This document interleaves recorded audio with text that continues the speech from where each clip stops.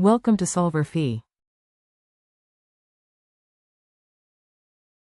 So here we can say that the force of gravity on the satellite is going to be equal to g times the mass of the Earth times the mass of the satellite divided by r squared.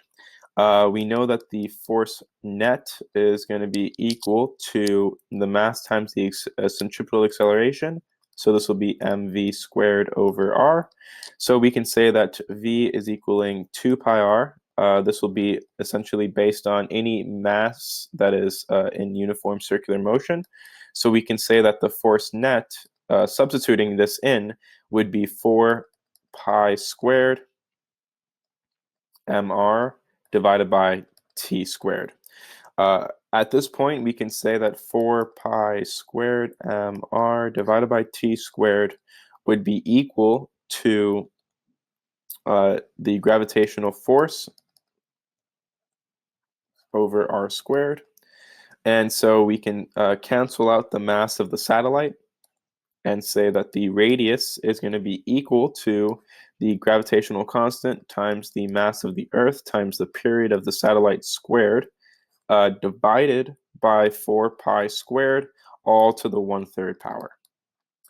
And so for part A, when it's asking us what's the distance between the satellite and the center of the Earth, we can say that for part A, the distance between the satellite and the center of the Earth is going to be 6.67 times 10 to the negative 11th times 6.0 times 10 to the 24th kilograms, the mass of the Earth, times 6,200 seconds squared, so that's the period of the satellite, divided by 4 pi squared, all to the 1/3 power, and r is giving us 7.304 times 10 to the 6th meters. So this would be our answer for part A.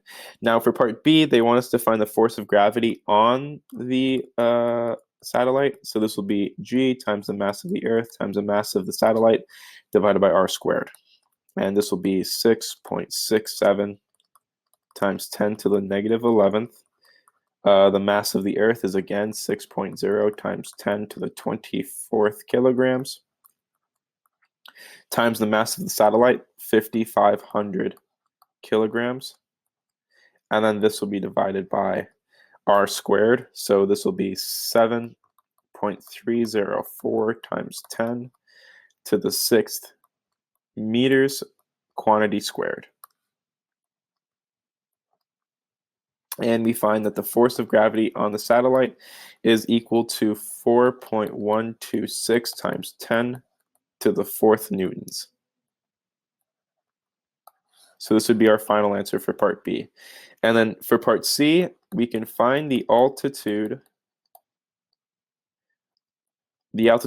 above Earth's surface.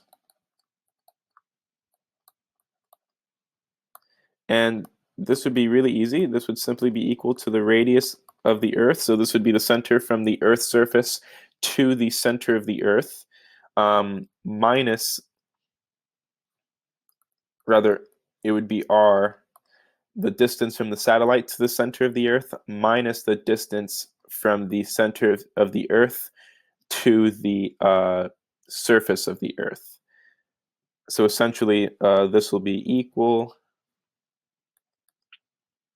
to 7.304 minus 6.38 times 10 to the 6th, and this is giving us 9.24 times 10 to the 5th meters.